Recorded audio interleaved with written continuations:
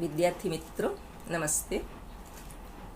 ધોરણ 10 સંસ્કૃત વ્યાકરણ વિભાગ અત્યારે આપણે જોઈએ છે. વ્યાકરણમાં અગાઉના વિડીયોમાં તમે ક્રિયાપદો જોઈ ગયા છો, તેનો અભ્યાસ કરી ચૂક્યા છો. ક્રિયાપદોમાં વર્તમાનકાળ, સામાન્ય ભવિષ્યકાળ, યસ્તન ભૂતકાળ, આજ્ઞાર્થકાળ અને વિદ્યાર્થકાળ, અને એમાં કયો પુરુષ પૂછાશે, કયું પદ પૂછાશે એ પણ મેં તમને જાણકારી આપી છે. એ પ્રમાણે તમે તૈયારી કરી ચૂક્યા હશો. એ સાથે સાથે કૃદંતો પણ તમે શીખી ગયા છો. સંબંધક ભૂતકૃદંત, હેત્વર્થ કૃદંત, વિદ્યર્થ કૃદંત, કર્મણી ભૂતકૃદંત, કર્તરીભૂત કૃદંત. આ કૃદંતો પણ તમે અગાઉના વિડીયોમાં જોઈ લીધા છો, એનો અભ્યાસ કરી ચૂક્યા છો, તો એ પણ તૈયારી થઈ ચૂકી હશે. સાથે સાથે સ્મનો પ્રયોગ પણ તમે શીખી ગયા છો, તો સ્મનો પ્રયોગ પણ 1 માર્ક્સ માટે પૂછાય છે. તો આ પ્રમાણે જે પ્રમાણે મેં તમને સૂચના આપી છે એ પ્રમાણે તમે તૈયારી કરી હશે. આજે આપણે સમાસ જોઈએ છીએ. સમાસ એટલે શું એ તમે ગુજરાતી ભાષામાં પણ શીખી ગયા છો, હિન્દીમાં પણ શીખ્યા હશો. આજે આપણે સંસ્કૃતમાં જોઈએ છીએ સમાસ એટલે શું છે. સમાસ 2 માર્ક્સમાં પરીક્ષામાં પૂછાય છે, તો આપણે એ પ્રમાણે તૈયારી કરીશું. અને આ સામાસિક શબ્દો છે, પાઠ્યપુસ્તકમાં ના જ હોય છે, એટલે એ શબ્દો તમારાથી જાણીતા હોય છે. સામાસિક શબ્દો એટલે તમે એનો અર્થ કરીને ઝડપથી જવાબ આપી શકો છો. જોઈએ આપણે સમાસની વ્યાખ્યા. સમાસ એટલે શું? સમ પ્લસ આસ. સમ એટલે સાથે અને આસ એટલે બેસવું. 2 પદોનું સાથે બેસવું એટલે સમાસ. જ્યારે 2 અથવા 2થી વધુ શબ્દો એકબીજા સાથે અર્થથી સંબંધ ધરાવતા એકબીજા સાથે જોડાઈને એક શબ્દ સમૂહ બને છે, તેને સમાસ કહેવામાં આવે છે. સમાસના શબ્દોને અર્થને આધારે જુદા પાડીને તેનો અર્થ સ્પષ્ટ કરવામાં આવે છે, ત્યારે તેને સમાસનો વિગ્રહ કહેવામાં આવે છે. પરીક્ષામાં આપણે વિગ્રહ કરવાનો હોતો નથી, ફક્ત મનમાં વિગ્રહ કરીને એનો અર્થ સ્પષ્ટ કર્યા પછી આપણે સમાસનું ફક્ત નામ લખવાનું હોય છે, એટલે વિગ્રહની ચિંતા કરશો નહીં. હવે ઉદાહરણ તમને અહીંયા આપેલું છે, દશરથ પુત્ર, તો એનો વિગ્રહ નીચે આપેલું છે. દશરથ પુત્ર એ સમાસ છે, સામાસિક શબ્દ છે, જેમાં 2 પદો આપેલા છે. હવે 2 પદો કયા છે? તો દશરથ અને પુત્ર, આ 2 પદ છે. હવે આ 2 કયા અર્થ સાથે જોડાયેલા છે? તો ઉદાહરણ છે દશરથસ્ય પુત્ર, એટલે થશે દશરથનો પુત્ર. દશરથ પુત્ર સામાસિક શબ્દ છે, એ સમાસ છે. જ્યારે નીચે ઉદાહરણમાં એનો વિગ્રહ આપેલો છે, દશરથસ્ય પુત્ર એટલે દશરથનો પુત્ર. એટલે આપણે હવે દશરથસ્ય પુત્ર એ લખવાનું નથી, પરંતુ મનમાં એનો અર્થ સ્પષ્ટ કરવાનો છે. અર્થ થાય છે દશરથનો પુત્ર, તો આ એનો વિગ્રહ છે અને આ સામાસિક. તો હવે સમાસ કયો છે આપણે આગળ જોઈએ છીએ. દશરથસ્ય, અહીંયા સ્ય પ્રત્યય લાગ્યો છે એટલે ષષ્ઠી વિભક્તિ છે, એટલે ષષ્ઠી તત્પુરુષનો આ સમાસ અહીંયા ઉદાહરણ તરીકે મૂકવામાં આવેલો છે. ચલો, સમાસ એટલે શું તમને ખ્યાલ આવ્યો ને? સમાસમાં 2 પદો હોય છે અથવા 2થી વધારે પદો પણ એમાં જોડાયેલા હોય છે. તો વધારે પદો શામાં હોય છે?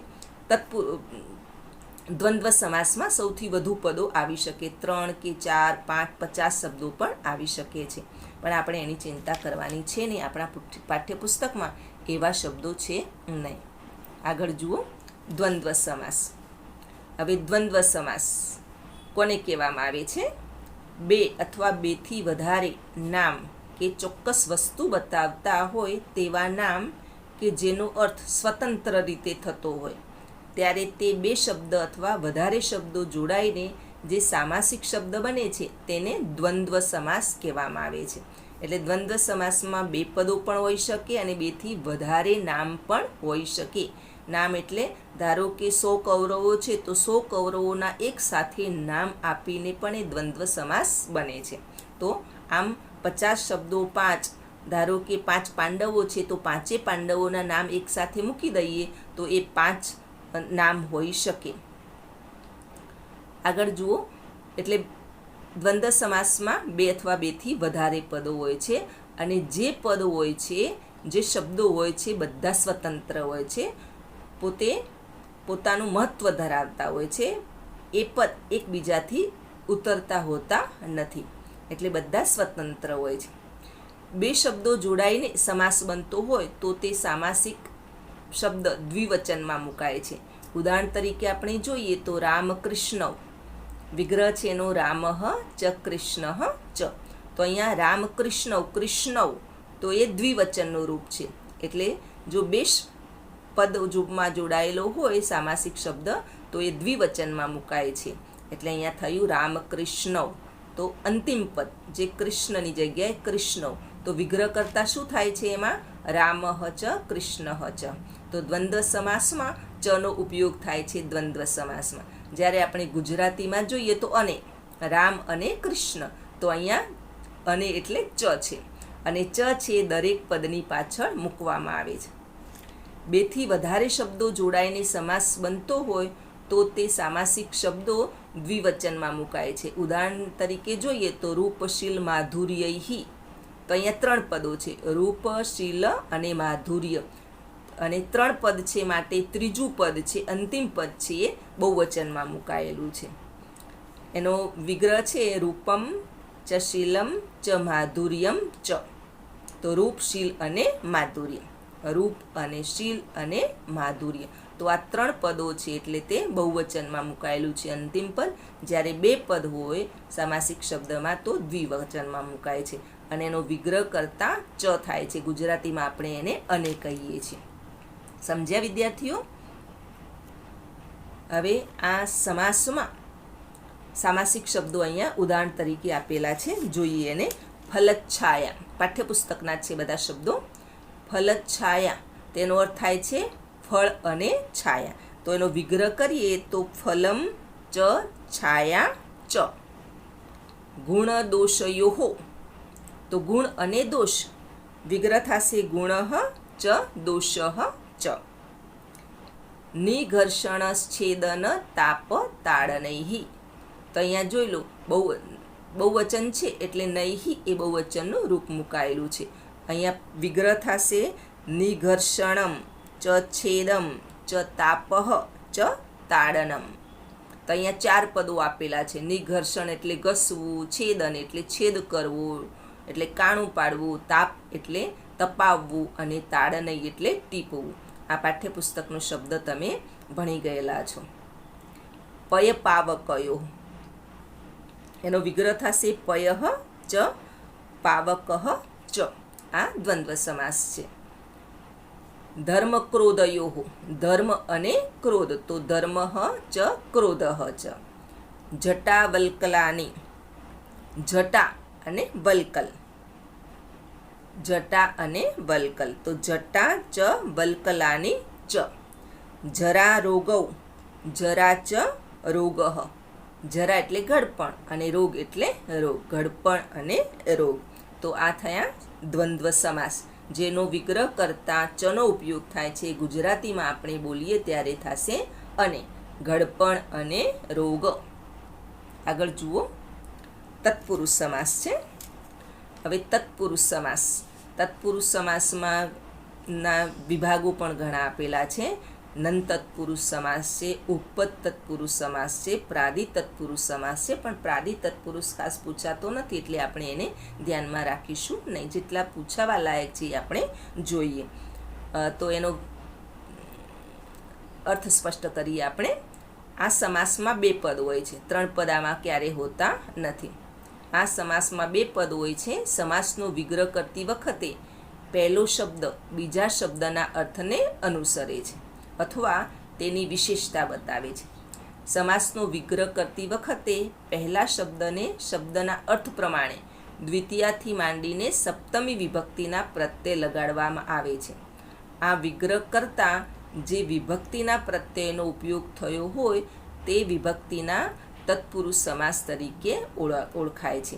વિભક્તિના પ્રત્યયો નીચે પ્રમાણે છે. જે તમે વિભક્તિઓ ભણો છો જે રૂપો નામના રૂપો ભણો છો, ધારો કે 9મા ધોરણમાં તમે દેવના રૂપ ભણી ગયા છો, ફલના ભણી ગયા છો, શાલા, મુનિ, મતિ, નદી, આ બધા જ રૂપો ભણી ગયા છો, નામના રૂપો.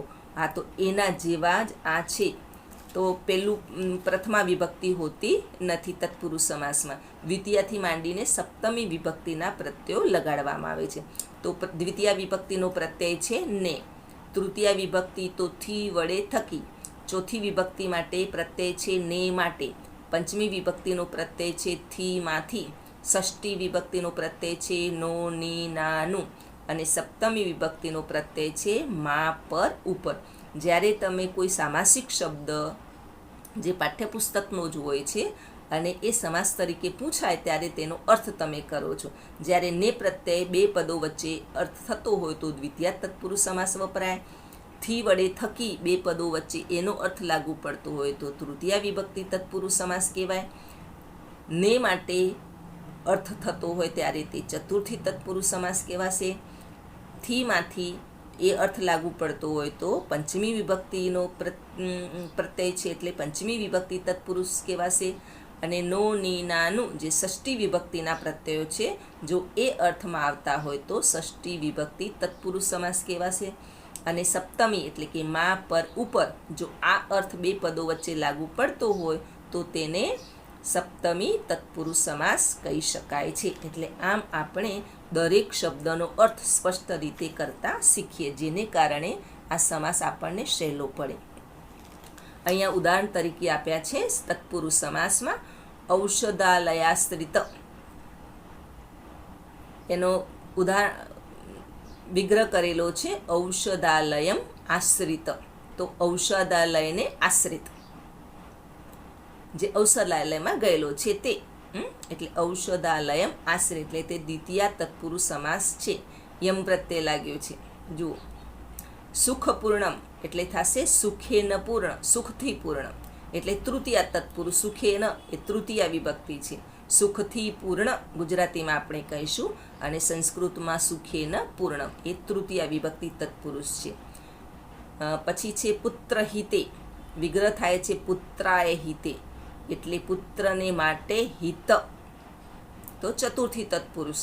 પંચમી વિભક્તિમાં વિઘ્ન ભયેન, વિગ્રહ થશે વિઘ્નાત ભયેન, વિઘ્નથી ભય, વિઘ્નથી ભય, અને ભય સાથે હંમેશા પંચમી વિભક્તિ મુકાય છે, એ પણ તમારે યાદ રાખવાનું છે. પ્રભાત સમય એટલે પ્રભાતના સમયે. ના, અહીંયા स्य પ્રત્યય લાગ્યો છે, જુઓ, એટલે ષષ્ઠી તત્પુરુષ સમાસ છે. નીતિ નિપુણા યાની નિત્યામ નિપુણા, નીતિમાં નિપુણ, તો નિત્યામ છે સપ્તમી વિભક્તિ છે. એટલે અહીંયા દ્વિતીયાથી માંડીને સપ્તમી વિભક્તિના સામાસિક શબ્દો આપેલા છે અને સાથે એનો વિગ્રહ પણ કરેલો છે. ઔષધાલયમ તો દ્વિતીય વિભક્તિ છે, સુખેન તૃતીય વિભક્તિ છે, પુત્રાય ચતુર્થી છે, વિઘ્નાત પંચમી છે, પ્રભાતસ્ય ષષ્ઠી છે, નિત્યામ છે એ સપ્તમી વિભક્તિ છે. આગળ આપણે થોડાક ઉદાહરણો પણ આગળ જોઈએ. આપણે આહાર વૃત્તિ એટલે આહારની વૃત્તિ, એટલે ષષ્ઠી વિભક્તિ છે, એનો વિગ્રહ થાય છે આહારસ્ય વૃત્તિ.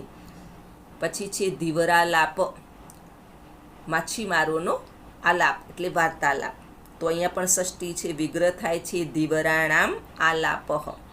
મત્સ્ય સંશય એટલે માછલાઓનો સંશય, તે ષષ્ઠી વિભક્તિ છે, મત્સ્યાનામ સંશય. આયુઃ ક્ષય, આયુષ્યનો ક્ષય, વિગ્રહ થાય છે આયુષ્ય ક્ષય. સંધ્યા વિધિ એટલે સંધ્યાનો વિધિ, સંધ્યાયાઃ વિધિ ષષ્ઠી વિભક્તિ છે.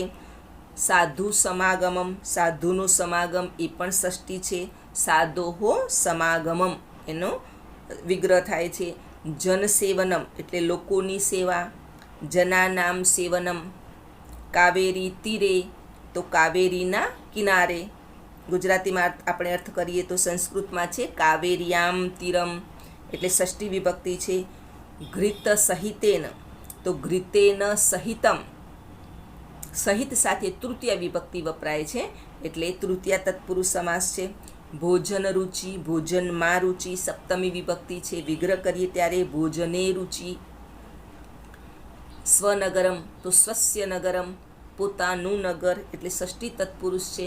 સ્વસ્ય નગર છે કર્મધારે સમાસમાં પણ વપરાય છે અને તત્પુરુષ સમાસ પણ છે. સ્વસ્ય નગરમ કહીએ તો તે ષષ્ઠી તત્પુરુષ અને સ્વનગરમ તો એ થશે કર્મધારે સમાસ. સ્વેદ સલિલમ એટલે પરસેવાનું પાણી, ષષ્ઠી તત્પુરુષ છે. સ્વેદસ્ય સલિલમ. શત્રુ મધ્યે એટલે શત્રુઓની વચ્ચે, આ પણ ષષ્ઠી છે. વિગ્રહ કરીએ થશે શત્રુણામ મધ્યે. આત્મદોષમ, આત્મનઃ દોષ એટલે પોતાનો દોષ, એ પણ ષષ્ઠી વિભક્તિ છે. એના સિવાય બીજા પણ થોડાક જોઈએ તો પ્રમાણાભાવત, પ્રમાણનો અભાવ, ષષ્ઠી તત્પુરુષ છે. વિઘ્ન વિહતાઃ, વિઘ્નૈઃ વિહતા, વિઘ્નો વડે હણાયેલા, તૃતીયા તત્પુરુષ સમાસ છે. સ્વર્ગસ્થિતઃ, સ્વર્ગે ગયેલો એટલે સ્વર્ગને ગયેલો. સ્વર્ગમ સ્થિતઃ, દ્વિતીય તત્પુરુષ સમાસ છે. ખગોત્તમ, પક્ષીઓમાં ઉત્તમ, સપ્તમી તત્પુરુષ સમાસ છે. ખગેશુ ઉત્તમઃ. વનસ્પતિગતમ એટલે વનસ્પતિને રહેલો ગયેલો, તો વનસ્પતિમ ગતમ તો દ્વિતીય તત્પુરુષ સમાસ છે. આમ વિગ્રહ થાય છે, પરંતુ આપણે વિગ્રહ ફક્ત મનમાં કરવાનો છે, લખવાનો નથી, ફક્ત સમાસનું નામ લખવાનું છે. આગળ જોઈએ આપણે ઉપપદ તત્પુરુષ સમાસ. તો તત્પુરુષ સમાસનો આ પેટા પ્રકાર છે. એમાં બે પદ હોય છે, બંને પદ વચ્ચે વિભક્તિનો સંબંધ હોય છે. બીજું પદ ક્રિયાપદ પરથી બનેલું હોય છે. આપણે ધ્યાન ખાસ રાખવાનું છે કે આ સમાસમાં બીજું પદ હોય છે તે ધાતુ સાધિત હોય છે, એટલે ક્રિયાપદ બનેલું હોય છે. આને તમારે વધુ ધ્યાનમાં રાખો તો ઝડપથી તમને ઉપપદ તત્પુરુષ સમાસ શોધાઈ જાય. હવે ઉદાહરણ તરીકે જો ગૃહસ્થ તો સ્થ છે એટલે એમાં સ્થા ધાતુ છે, એટલે ધાતુ સાધિત છે, એટલે ક્રિયાપદ પરથી બનેલું છે. ત્યાર પછી નિશાચર તો ચર એટલે ચરવું, ફરવું.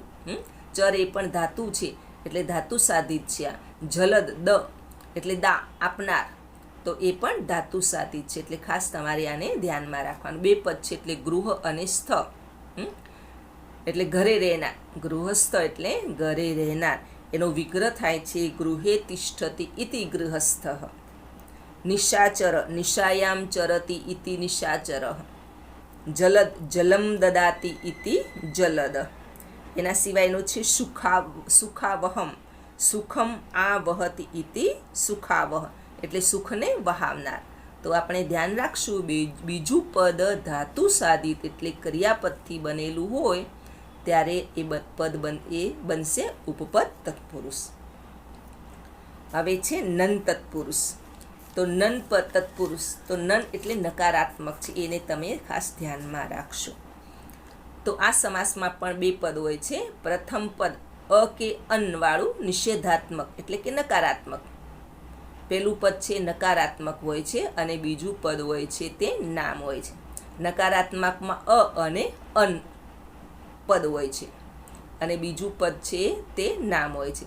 બંને પદ વચ્ચે વિશેષણ અને વિશેષ્યનો સંબંધ ધરાવવામાં આવે છે. હવે ઉદાહરણ તરીકે જો અકર્મ એટલે કર્મ નથી. અકર્મ એટલે ગુજરાતીમાં આપણે કહીએ કર્મ નથી, તો એનો અર્થ વિગ્રહ થશે ન કર્મ. અધન્ય એટલે ધન્ય નથી, ન ધન્ય. અનભિજ્ઞ, અનભિજ્ઞ એટલે અજાણ્યો, ન અભિજ્ઞ. અપેયમ તો પીવા લાયક નથી. અપેયમ એટલે પીવા લાયક નથી, તો એનો વિગ્રહ થશે ન પેયમ.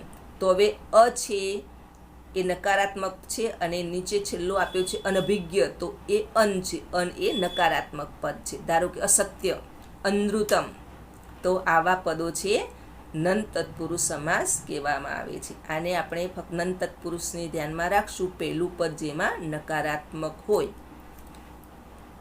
આગળ જુઓ કર્મધારય સમાસ. હવે કર્મધારય સમાસ અને બહુવ્રીહી સમાસ આપણે એક સરખા લખીએ, બંનેમાં શું તફાવત છે આપણે આજે જોઈએ છે. તો આ સમાસમાં બે પદ હોય છે.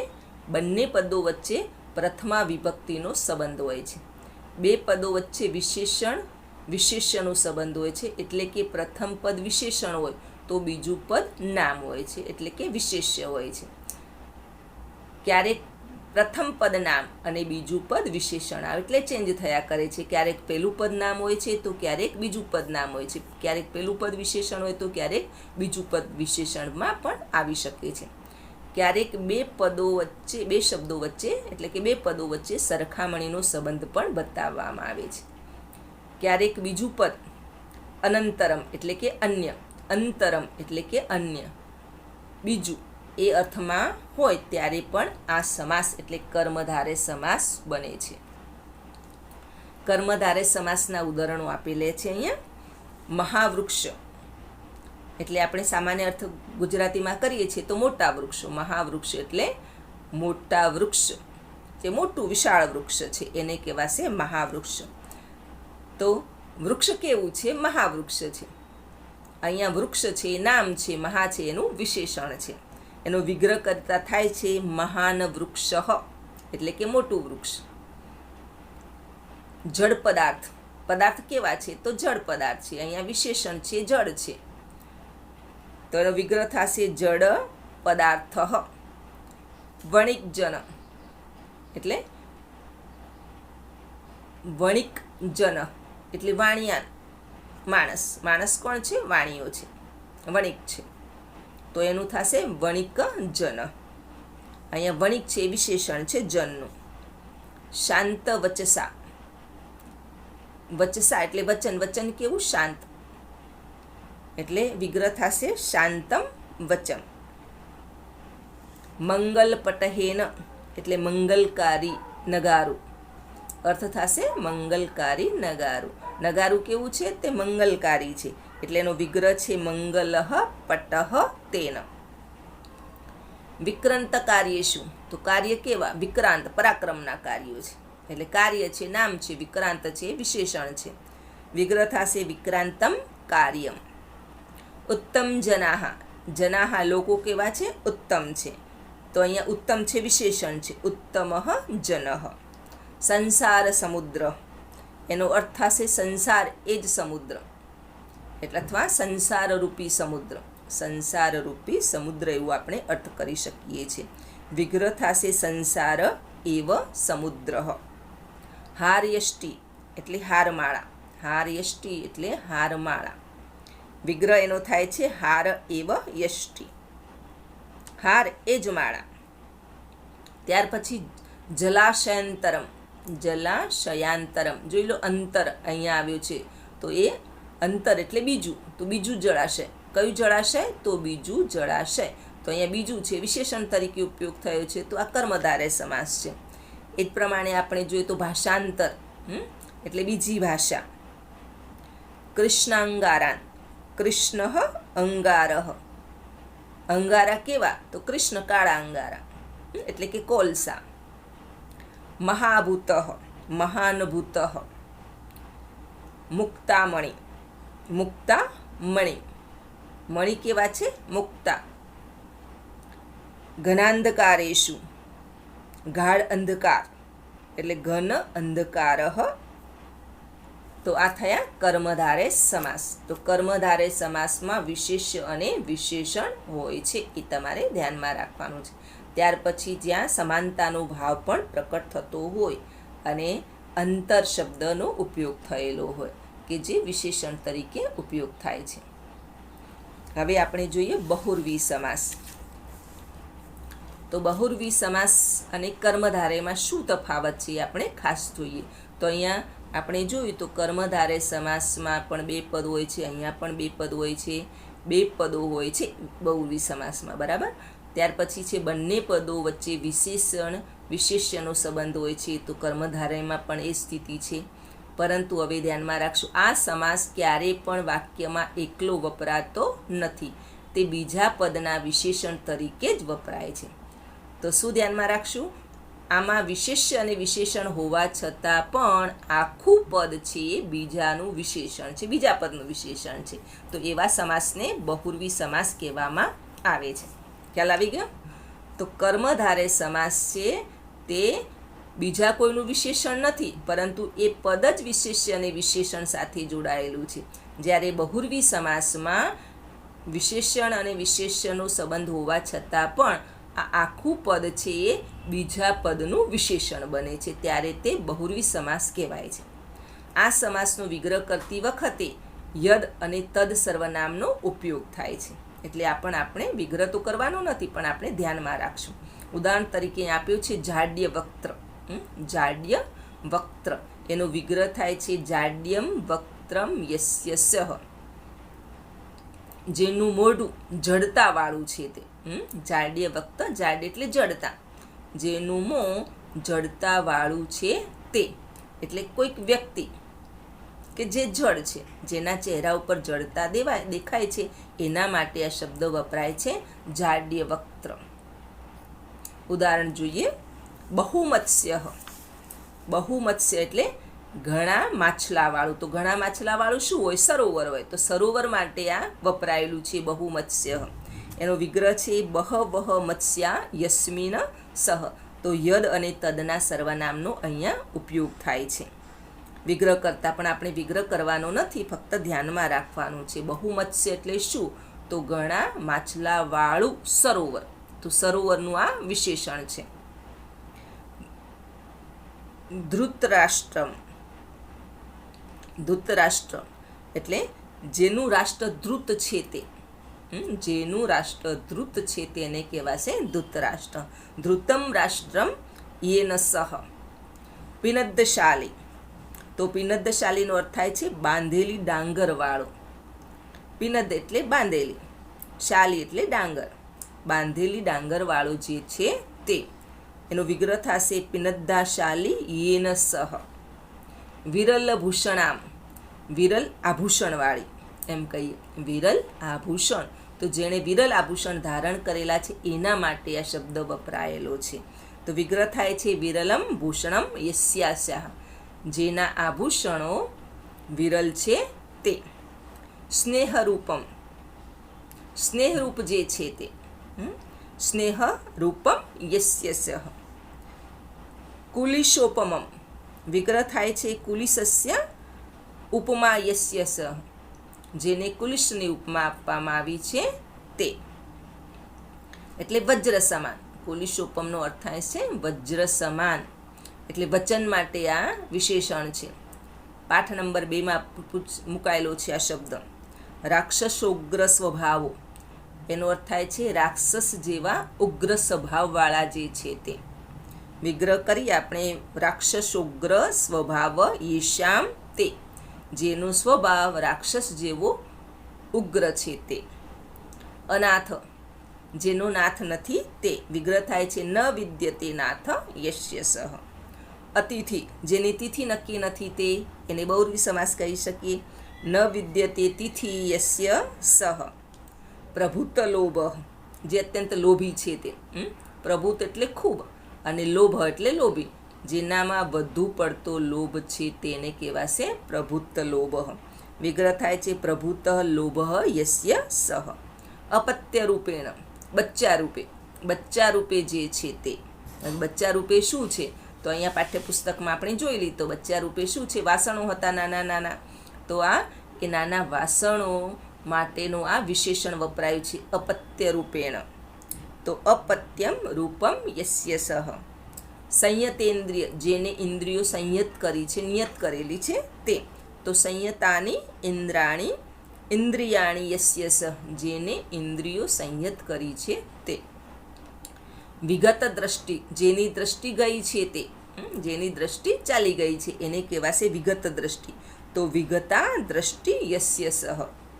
લબ્ધ વિજયાહ. જેને વિજય પ્રાપ્ત કર્યો છે. લબ્ધ એટલે મેળવ્યો છે. જેને વિજય મેળવ્યો છે તે. વિગ્રહ થશે લબ્ધ વિજય યેન સહ. જેણે વિજય મેળવ્યો છે તે. એવા શબ્દ છે તીક્ષ્ણ દંડ. જેનો દંડ તીક્ષ્ણ છે તે. એટલે લાકડી. જેની લાકડી તીક્ષ્ણ છે તે. એટલે તીક્ષ્ણ દંડ યસ્ય સહ. ચક્રાયુધ. તો ચક્રમ આયુધ યસ્ય સહ. જેનું આયુધ, જેનું હથિયાર ચક્ર છે. તો કોણ છે એ? વિષ્ણુ છે. અને પિતાંબરમ, પિતમ અંબરમ યસ્ય, જેને પીળું વસ્ત્ર ધારણ કર્યું છે તે, રક્તાંબરમ, શ્વેતાંબરમ, દિગંબરમ, આ બધા સમાસો છે તે બહુવ્રીહી સમાસ છે. તો આપણે શું ધ્યાનમાં રાખશું? વિશેષ્ય અને વિશેષણ હોવા છતાં પણ આખું પદ છે બીજા પદનું વિશેષણ બને ત્યારે તે બહુવ્રીહી સમાસ કહેવામાં આવે છે. આપણે બહુ ચિંતા કરવાની જરૂર નથી, પરંતુ પાઠ્યપુસ્તકમાં શબ્દો આપેલા છે તો આપણે એને ધ્યાનમાં રાખીએ કે આ શબ્દ છે કોના માટે વપરાયેલો છે, તો આપણને તાત્કાલિક ખબર પડશે કે આ બહુવ્રીહી સમાસ જ છે. એટલે ચિંતા કરશું નહીં, ફક્ત આપણે મહાવરો કરીશું. આગળ જોઈએ, અવ્યયી ભાવ સમાસ છે. તો અવ્યયી ભાવ સમાસ કોને કહેવામાં આવે છે? નામ પરથી જ ખબર પડી, અવ્યયી ભાવ સમાસ, જેમાં અવ્યય હોય. અવ્યયી ભાવ સમાસ એટલે જેમાં અવ્યય હોય એને અવ્યયી ભાવ સમાસ કહેવામાં આવે છે. જે સમાસમાં પહેલું પદ મુખ્ય હોય તથા તે શબ્દ અવ્યય હોય અને આ સામાસિક શબ્દનો ક્રિયા વિશેષણ તરીકે ઉપયોગ થાય તેને અવ્યયી ભાવ સમાસ કહેવામાં આવે છે. તો આપણે ધ્યાનમાં શું રાખશું? ફક્ત અવ્યયને. જે પદમાં પહેલું પદ, જે સમાસમાં પહેલું પદ અવ્યય હોય એને આપણે અવ્યયી ભાવ તરીકે ઓળખશું. ઉદાહરણ તરીકે અહીં આપેલું છે સશોકમ, એટલે શોક સાથે. અહીંયા સ છે, સહ એ અવ્યય છે.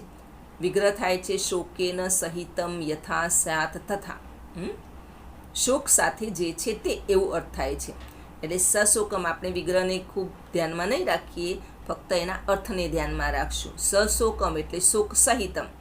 સહર્ષમ એટલે હર્ષ સાથે, તો આ પણ અવ્યયી ભાવ સમાસ છે. સહ છે અવ્યય છે, હર્ષેણ સહિતમ યથા સ્યાત તથા.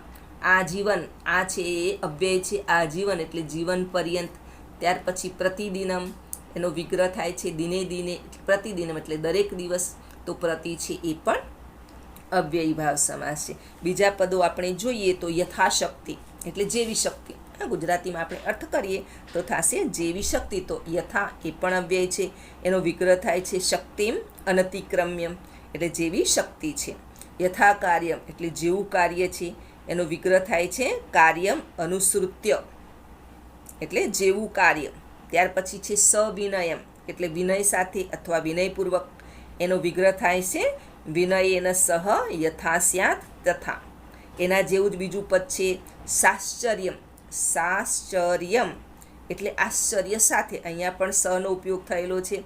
વિગ્રહ થશે આશ્ચર્યેણ સહ યથા સ્યાત તથા.